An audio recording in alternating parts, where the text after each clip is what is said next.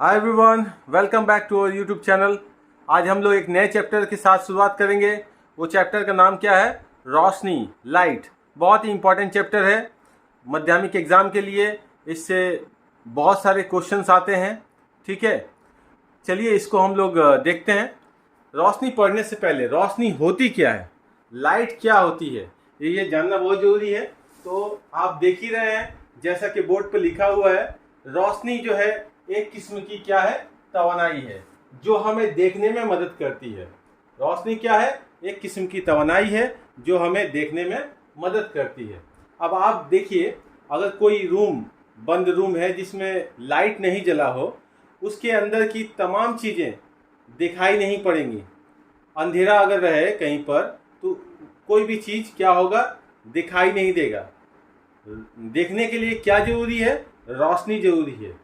अगर एक छोटा सा चिंगारी भी अगर हो तो उससे भी चीज़ें दिखाई पड़ने लगती हैं। मोमबत्ती भी अगर जला लें तो उससे भी रोशनी जो निकलेगी, चीज़ें दिखाई पड़ेंगी।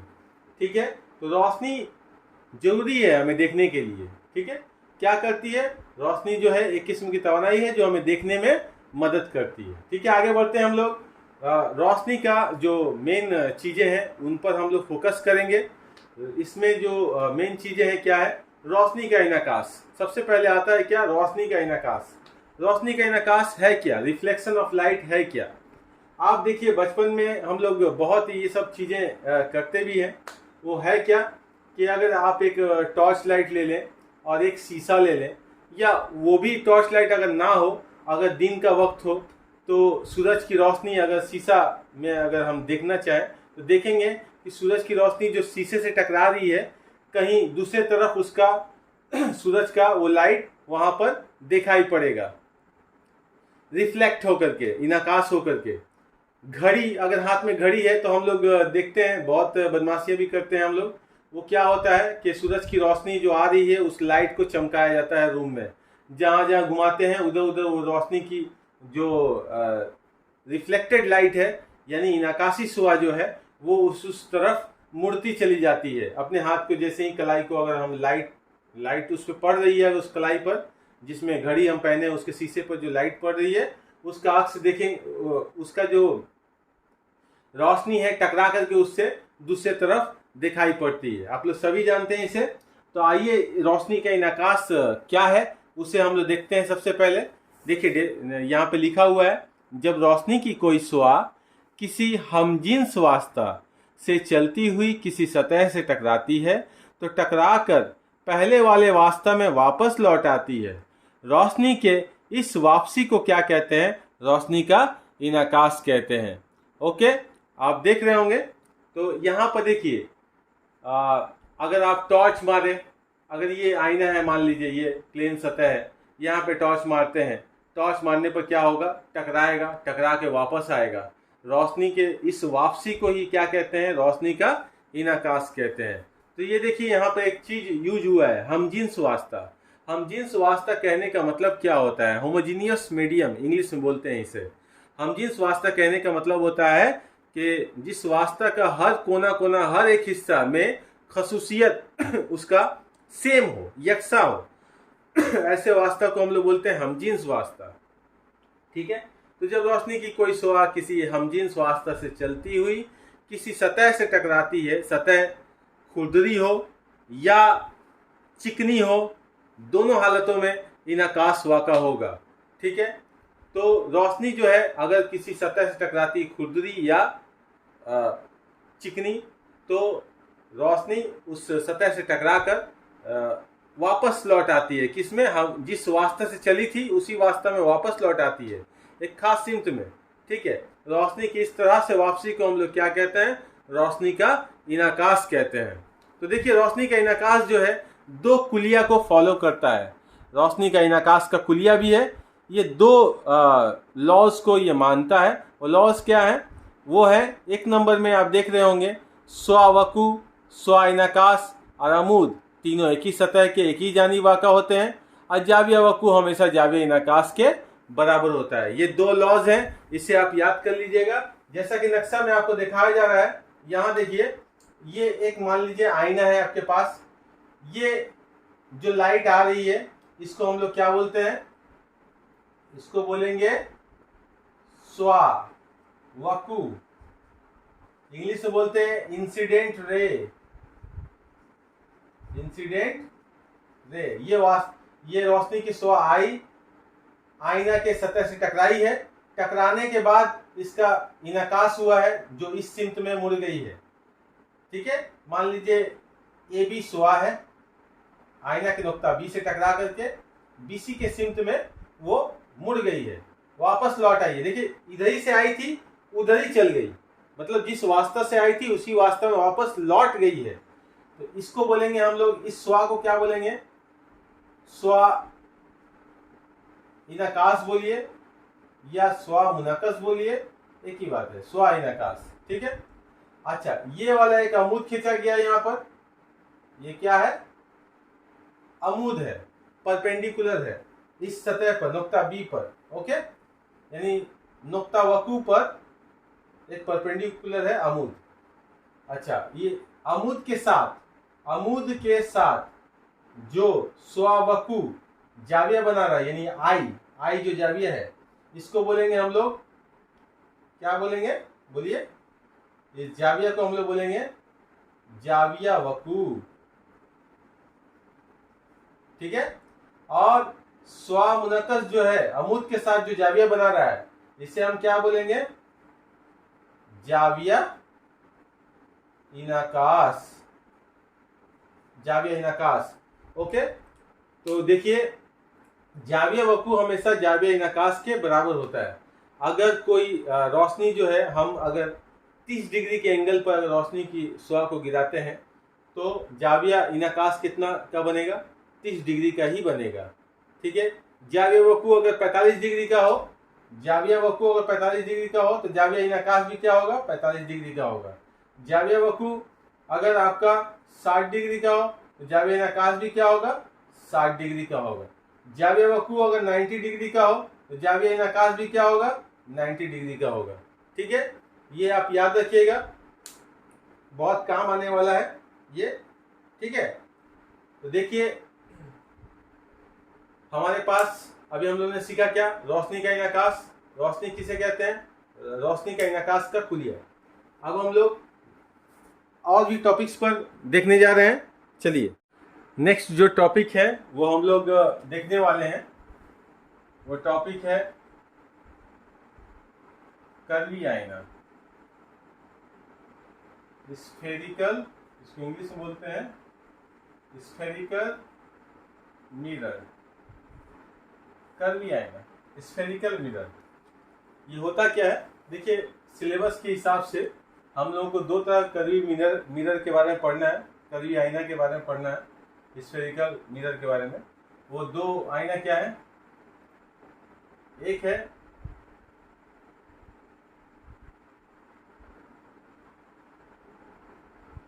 इसको बोलते हैं ज़ूफी आईना, यानी कॉनकेव मिरर। और एक आईना और है,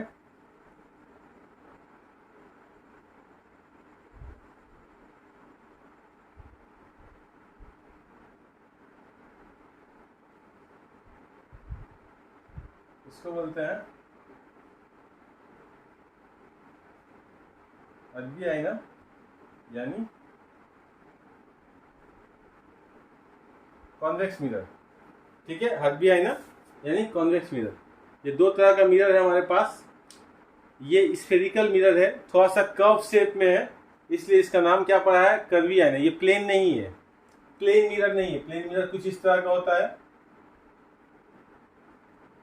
देखिए आईना जो हम लोग बोलते हैं, ऐसे हम लोग सभी जानते हैं, शीशा जो होता है वो शफाफ वास्ता होता है, यानी ट्रांसपेरेंट मीडियम होता है। वास्ता तीन तरह का होता है। क्या? एक ट्रांसपेरेंट मीडियम, एक जो होता है गैर शफाफ, और एक जो होता है नीम शफाफ। ठीक है, गैर शफाफ को ओपेक बोलते हैं और नीम शफाफ को बोलते हैं सेमी, बोल सकते हैं आप सेमी ट्रांसपेरेंट, या फिर जाकर के ट्रांसलूसेंट। बहुत सारे टर्म्स इस्तेमाल होते हैं। तो तो शफाफ वास्ता क्या होता है? वो वास्ता जिनसे रोशनी की शुआएं आराम से गुजर जाए। तो ये वास्ता कौन कौन सा? जैसे हवा है, शफाफ वास्ता है, आराम से रोशनी इससे गुजर जाती है। शीशा है, आराम से रोशनी गुजर जाती है। इनको हम लोग क्या हो, जिन चीज़ों से रोशनी गुजर जाए इन्हें हम क्या बोलेंगे? शफाफ वास्ता। तो एक शीशा से बना हुआ कोई चीज आईना तब होता है जब उसका एक सिरा को, एक हिस्से को, एक तरफ, दो तरफ, अगर आईना है तो दो हिस्सा होगा ना, एक पीछे वाला हिस्सा, एक आगे वाला हिस्सा। तो अगर एक हिस्सा को हम अगर पॉलिश कर दें या पेंट कर दें, सिल्वर कोटिंग के साथ पेंट कर दें, तो पिछले वाले हिस्से से रोशनी की शुआएं नहीं गुजर पाएंगी। तो ऐसे हालत में सामने वाला हिस्सा को हम लोग क्या कर देंगे? इनकासी रहने देंगे, यानी रिफ्लेक्टिंग सरफेस रहने देंगे। तो ऐसे हालत में आईना में अक्स बनेगा रिफ्लेक्शन के बाद। ठीक है, तो बोलना ये है कि एक कोई भी शीशा का टुकड़ा आईना तब बनता है जब इसके एक हिस्से को क्या किया जाता है? कोटेड कर दिया जाता है या पेंटिंग कर दिया जाता है, तब वो आईना बनता है। तो यहाँ पर हमारे पास दो तरह का आईना आपको दिखाई दे रहा है, एक्चुअली तीन तरह का। इसको बोलते हैं प्लेन मिरर। इसको क्या बोलते हैं? Plane mirror. प्लेन मिरर, ठीक है। हमको सिलेबस में, हमारे माध्यमिक एग्जाम के सिलेबस में ये प्लेन मिरर नहीं है। हम लोगों को कर्वी आईना के बारे में पढ़ना है, यानी जूफी आईना और हदबी आईना, ये दो आईना के बारे में पढ़ना है। तो चलते हैं, इसको देखते हैं हम लोग। ये जूफी आईना या हदबी आईना जो आप देख रहे हैं,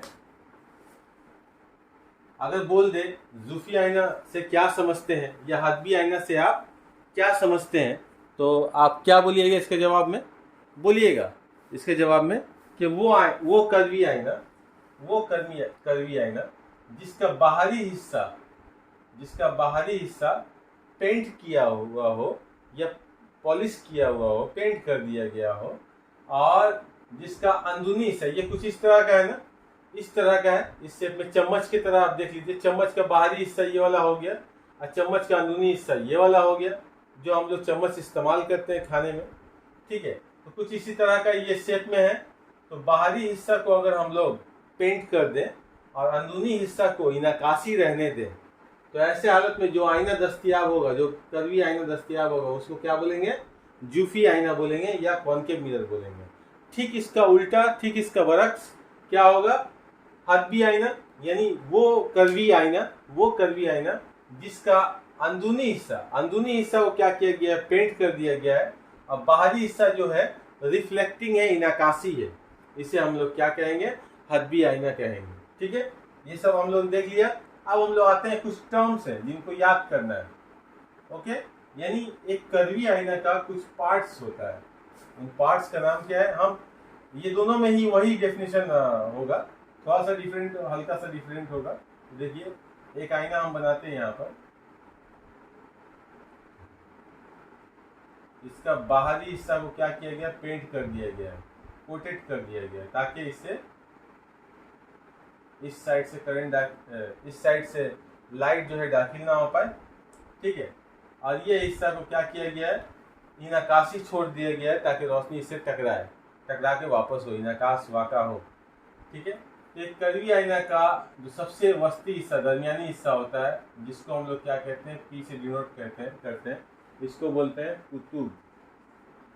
कुतुब, यानी पोल बोलते हैं। ठीक है, तो कर्वी आईना का पोल किसे कहते हैं? कर्वी आईना के वस्ती नुक्ता को कुतुब कहा जाता है। कर्वी आईना का कुतुब कहा जाता है। ठीक है, कर्वी आईना का वस्ती नुक्ता को कर्वी आईना का कुतुब कहा जाता है। इसको लिख सकते हैं हम लोग, कर्वी आईना का कुतुब कहा जाता है।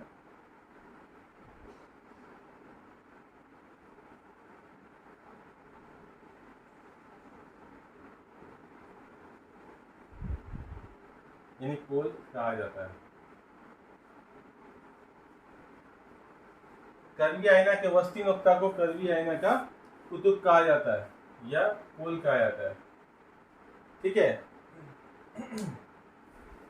अच्छा, कुतुब होने के बाद देखो पोल हो गया ना। अगला चीज देखो,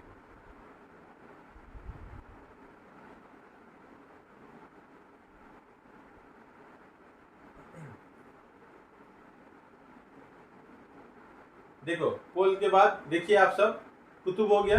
इसके बाद एक और चीज आता है, खमी मरकज या centre of curvature. Centre of curvature, curvy आईना का खमी मरकज वो क्या होता है देखिए। कर्वी आईना का खमी मरकज क्या होता है देखिए यहाँ पे। कर्वी आईना के खमी मरकज से मुराद, अगर हम ऐसा बोले, ये पूरा जो आईना आप देख रहे हैं, अगर ये आईना को पूरा स्फीयर बनाया जाए, गोला बनाया जाए, तो कहीं ना कहीं ये आईना उस स्फीयर का एक हिस्सा होगा और उस स्फीयर का जो सेंटर होगा वो इस कर्वी आईना का भी सेंटर कहलाएगा, जिसको हम लोग बोलेंगे खमी मरकज। तो हम इसका डेफिनेशन कैसे लिखेंगे?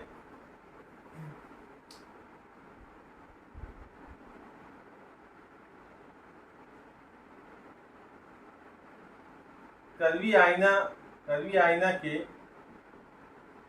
खमी मरकज से मुराद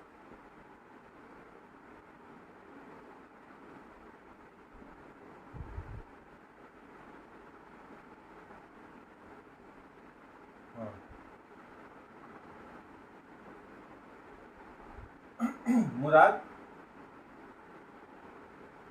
उस गोले का मरकज है जिसका क्या है, आईना एक हिस्सा है, पार्ट है।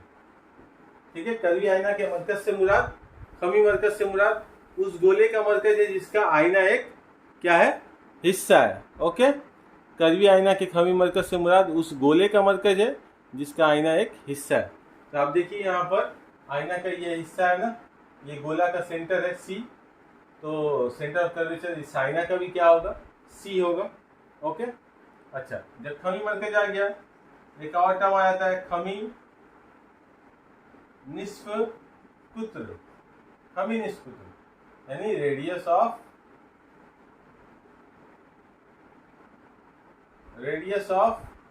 क्या, कर्वेचर।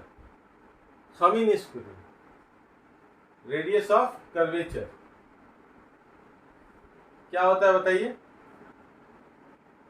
किसी कर्वी आईना खमी निस्फ कुत्र से मुराद, यहां पे इसका पोल है ना, ठीक है। किसी कर्वी आईना के खमी निस्फ कुत्र से मुराद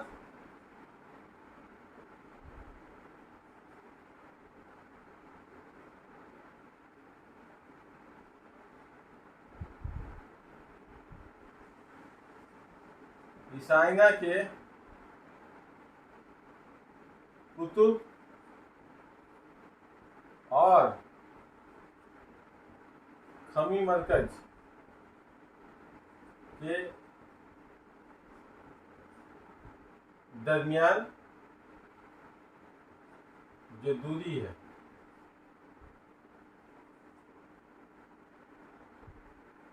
ठीक है ना, उसे खमी निस्फ कुत्र कहते हैं।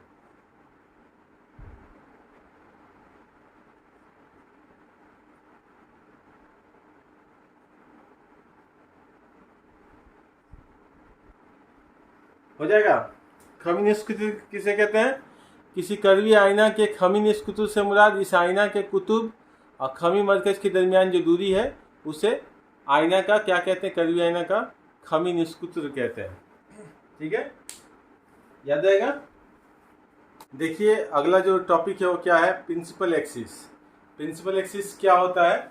किसी कर्वी आईना का प्रिंसिपल एक्सिस से मुराद ये वो फर्जी लकीर है जो आईना के कुतुब और सेंटर ऑफ कर्वेचर से होकर गुजरे, यानी खमी मरकज से होकर गुजरती है। इसे हम क्या कहते हैं? प्रिंसिपल एक्सिस कहते हैं, जो कि नक्शा में आपको डॉटेड लाइन दिखाई दिया होगा, जो कि कुतुब और सेंटर सी से, पी और सी से होकर गुजर रहा है। ठीक है, प्रिंसिपल एक्सिस हो गया। एक और टॉपिक है जिसको हम बोलते हैं प्रिंसिपल फोकस, या इसको उर्दू में बोलते हैं क्या? असल मास्का। किसी कर्वी आईना का असल मास्का क्या होता है? आप देखिए यहाँ पर, मान लीजिए आपके पास ये एक कॉनकेव मिरर है, यानी ज़ूफी आईना है, ये इसका पोल है, ये इसका सेंटर है, और ये इमेजिनरी लाइन इससे होके गुजर रहा है, ये पी है, ये सी है। जब कोई रोशनी की शुआ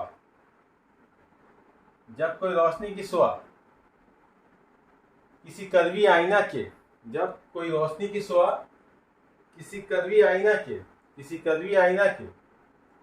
प्रिंसिपल एक्सिस के मतवाजी चलती हुई, ये मतवाजी चल रही है, देखिए प्रिंसिपल एक्सिस के मतवाजी चल रही है ये शुआ जो है।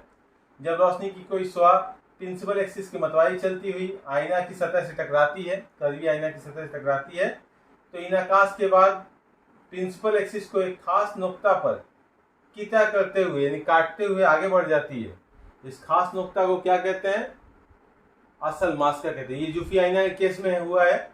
अगर यही कॉन्वेक्स मिरर रहता, यानी हदबी आईना रहता, तो इसमें कुछ इस तरह से होता है। ये पोल हो गया इसका जो सेंटर होगा वो अंदर की तरफ होगा। ठीक है, ये आपका प्रिंसिपल एक्सिस हो गया। ठीक है, रोशनी की कोई शुआ जब मतवाजी चलते हुई हदबी आईना से टकराती है, उसके प्रिंसिपल एक्सिस से मतवाजी चलती हुई, तो देखिए ये इनाकास के बाद, इनाकास हुआ, इनाकास करवा रहे हैं पहले। इनाकास के बाद अगर इसको हम लोग पीछे की तरफ खिसकाएं तो ये जहाँ पर काटते हुए नजर आएगी, ऐसा लगेगा कि वहाँ से ये रोशनी की शुआ निकल रही है। जब पीछे हम बढ़ाएंगे तो वहाँ पर प्रिंसिपल एक्सिस को एक खास नुक्ता पर काटते हुए मालूम होगी, लेकिन है नहीं, ओरिजिनली ये काट नहीं रही है, अपीयर होगी कि वहीं से ये शुआ निकल रही है। तो इस नुक्ता को भी क्या कहेंगे? मास्का कहेंगे, असल मास्का कहेंगे। तो इन जनरल कर्वी आईना का असल मास्का क्या कहलाएगा? उसका डेफिनेशन क्या होगा? वो ये होगा कि जब रोशनी की शुआ किसी कर्वी आईना के प्रिंसिपल एक्सिस के मतवाजी चलती हुई आईना की सतह से जब टकराती है, तो इनाकास के बाद आईना के प्रिंसिपल एक्सिस को एक खास नुक्ता पर काटते हुए या उस खास नुक्ता से फैलते हुए मालूम होती है। तो काटते हुए किस केस में? ज़ूफी आईना के केस में। और फैलते हुए मालूम होती है, देखिए फैल रही है ना, मालूम होती है किस केस में? हदबी आईना के केस में। तो उससे हम उस नुक्ता को क्या कहते हैं? प्रिंसिपल फोकस कहते हैं, असल मास्का कहते हैं। ठीक है, तो सिंपली बोलेगा कि अगर रोशनी की शुआ प्रिंसिपल एक्सिस के मतवाजी चलती हुई आईना से टकराती है, तो इनाकास के बाद प्रिंसिपल एक्सिस को एक खास नुक्ता पर किता करते हुए आगे बढ़ती है। इस खास नुक्ता को हम लोग क्या कहते हैं? असल मास्का कहते हैं। ये भी बोलेगा तो ठीक है, चल जाएगा। ओके, चलिए इसे हम लोग देखा। अब अगला टॉपिक हम लोग लेते हैं, किसी कर्वी आईना के मास्की फासला से क्या मुराद है, यानी फोकल लेंथ से क्या मुराद होता है, क्या मीनिंग होता है? तो मास्की फासला से मुराद होता है किसी कर्वी आईना का कुतुब और उसके असल मास्का के दरमियानी दूरी को क्या कहते हैं? मास्की फासला कहते हैं। तो नक्शा में आप देख पा रहे हैं, ये जो है पी जो है कुतुब है इस कर्वी आईना का, और एफ जो है मास्का है, असल मास्का। इनके दरमियानी दूरी क्या है? स्मॉल एफ से हम लोग डिनोट कर रहे हैं। तो स्मॉल एफ क्या हो जाएगा? मास्की फासला हो जाएगा। ठीक है, चलिए आगे बढ़ते हैं। अब हमारे पास एक और बहुत ही इम्पोर्टेंट टॉपिक है जो आप देख पा रहे हैं। इसे ये क्या है? साबित करना है हमें एक इक्वेशन, एक मुसावात है, R = 2F। या R क्या है? R जो है रेडियस ऑफ कर्वेचर बोलते हैं कर्वी आईना का, यानी खमी निष्कुत्र। और F क्या है? स्मॉल f, ये मास्की फासला है कर्वी आईना का।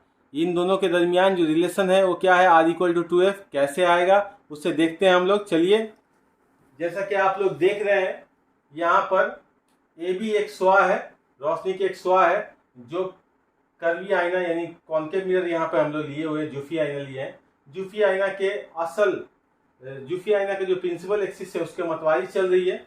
मतवारी जब चलती है तो आप लोग सभी जानते हैं कि इनाकास के बाद जब आईना से टकराती है तो इनाकास होता है। इनाकास के बाद वो प्रिंसिपल एक्सिस को एक खास नुक्ता पर काटते हुए आगे बढ़ती है। उस नुक्ता को क्या बोलते हैं? फोकस कहते हैं, जिसे हम लोग कैपिटल एफ से डिनोट कर रहे हैं उस नुक्ता को। और सी क्या है? सेंटर ऑफ कर्वेचर है, यानी खमी मरकज है उस आईना का। तो आप देखिए पोल से इस कैपिटल एफ की जो लंबाई होगी, यानी पोल से मास्का की दूरी जो होगी उसे क्या कहेंगे? मास्की फासला कहेंगे, जिसे हम लोग स्मॉल एफ से जाहिर कर रहे हैं। और पोल से खमी मरकज की दूरी को हम लोग क्या बोलेंगे? रेडियस ऑफ कर्वेचर बोलेंगे, जो कि आर से जाहिर किया जा रहा है। अब देखिए सवाल जो है ए बी मतवारी चलती हुई असल महवर यानी प्रिंसिपल एक्सिस की मतवारी चलती हुई आईना से टकरा रही है। टकराने के बाद असल मास्का को काटते हुए यानी बीसी यानी बीडी की सिमत में वो इनाकास के बाद वापस लौट आ रही है। ठीक है, एफ से पास करते हुए। तो आप देखिए नक्शा के मुताबिक, तो नक्शा में क्या है? फ्रॉम फिगर, यानी नक्शा में जो है उससे हम लोग क्या लिख सकते हैं?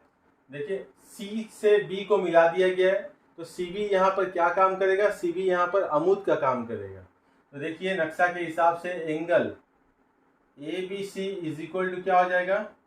एंगल डी बी सी बोलिए या एफ बी सी बोलिए, एक ही बात है। एफ बी सी का जो एफ यहाँ पर है, इस नुक्ता का नाम है, ठीक है। एफ बी सी ये एंगल इक्वल टू ये एंगल, ये किस लिए आया? ये आया किस लिए?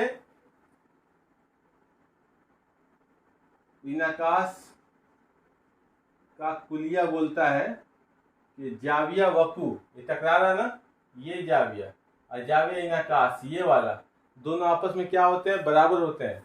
ठीक है, तो हम लोगों ने लिख लिया A B C is equal to angle F B C.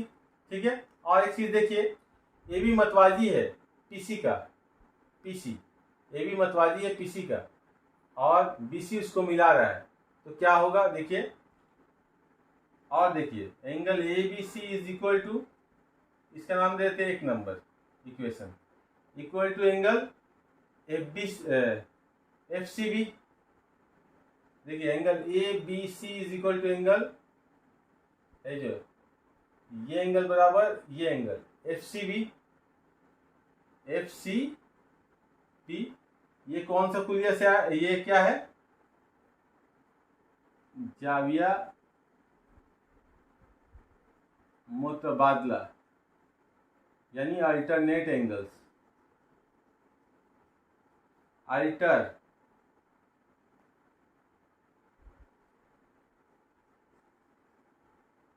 Alternate angles हैं। ये दोनों एंगल्स क्या है? अल्टरनेट एंगल्स हैं, यानी इस शेप में है ना, देखिए तो कुछ ऐसा है ना, वो दोनों एंगल, यहाँ ए है, यहाँ बी है, यहाँ सी है, यहाँ एफ है, तो A B C is equal to F C B होगा ना। ये इसे मैंने लिखा है वहां पर, देख लीजिए। तो देखिए from equation 1 and 2, equation number 1 और 2 से, यानी ए बी सी बराबर एफ बी सी का और ए बी सी भी बराबर एफ सी बी का, दोनों बराबर है ना। तो आप देखिए तो हम ये लिख सकते हैं F B C is equal to angle F C B, यानी एफ बी सी ये वाला एंगल और ये वाला एंगल दोनों बराबर हो गया ना। तो अब देखिए हम लिख रहे हैं इन ट्राइंगल यानी मुसल्लस एफ बी सी में, ये देखिए यहाँ पर मुसल्लस बन रहा है ना, एफ बी सी मुसल्लस बन रहा है। इस मुसल्लस में देखिए एंगल एफ बी सी जो हो गया बराबर हो गया है एंगल एफ सी बी का, चूंकि सिंस, तो हम लोग लिखेंगे देयरफॉर, यहां लिख देते हैं, चलिए, therefore triangle F B C जो है इज एन आइसोसेलेस ट्राइंगल, यानी जाविया मत्साउल साकिन हो गया ये, यानी आइसोसेलेस ट्राइंगल बन गया क्योंकि इसका 2 जाविया बराबर है, तो दो जाविया बराबर होगा तो उसका अपोजिट साइड भी बराबर होगा, यानी साइड की लंबाई बराबर होगी। ये जाविया का अपोजिट साइड एफ बी है और इस जाविया का अपोजिट साइड इस जाविया का क्या है, एफ सी है। ये दोनों आपस में बराबर हो गए ना, तो हम लोग लिख सकते हैं ना, यहां से लिखते हैं। यहां से हम लोग आते हैं यहाँ पर, या यहीं से स्टार्ट करते हैं। चलिए देयरफॉर क्या लिख सकते हैं ना, F B is equal to F C. ठीक है, अब हम लोग एक जुमला लिखते हैं, अगर कर्वी आईना का अपर्चर मतलब खुला वाला हिस्सा, आईना इतना बड़ा ना लेके छोटा आईना ले लें, अगर कर्वी आईना ही लें, छोटा आईना ले लें। अगर कर्वी आईना का अपर्चर बहुत छोटा हो तो ऐसे हालत में छोटा, अगर आईना छोटा हो तो उसका अपर्चर छोटा हो जाएगा। तो कर्वी आईना का अपर्चर अगर छोटा हो तो ये जो नुक्ता बी आप देख रहे हैं वो पी के बहुत करीब होगा। तो ऐसे हालत में हम F B equal to F P लिख पाएंगे। जब ऐसा हो तो therefore F B is equal to F P. ठीक है, ओके। तो आप देखिए हमारे पास है F B is equal to F C, इसको हम नाम दे देते हैं 3 नंबर, और F B is equal to F P आया अभी, इसको नाम दे देते हैं 4 नंबर। ठीक है, तो हम यहाँ आते हैं, दूसरा इंक से लिख रहे हैं। देयरफॉर देखिए from 3 and 4 we can write, क्या लिख सकते हैं, देखिए दोनों तो एफ बी के बराबर है, तो हम लिख सकते हैं F P is equal to F C. ठीक है, यानी एफ पी की लंबाई एफ सी की लंबाई के बराबर है। अच्छा, एक काम करते हैं, एडिंग बोथ साइड्स